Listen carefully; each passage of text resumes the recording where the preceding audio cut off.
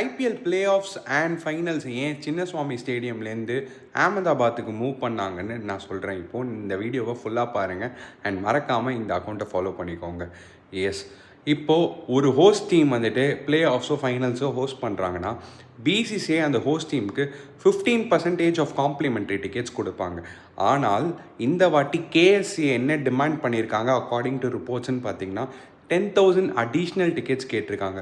அது இன்னும் ரொம்ப பெரிய நம்பர்லாம் இல்லைங்க. 10,000ன்றது பெரிய ரெவன்யூலாம் உருவாக்காது.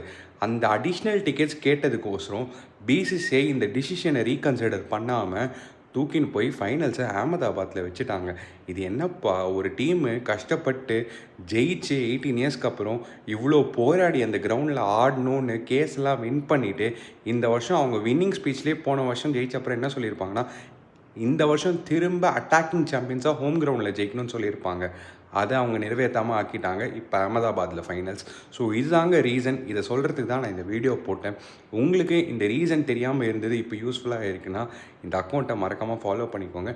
நீங்கள் ஆர்சிபி ஃபேனாக இருந்தீங்கன்னா ஒரு ரெட் ஹார்ட் போட்டு கமெண்ட் பண்ணுங்கள்.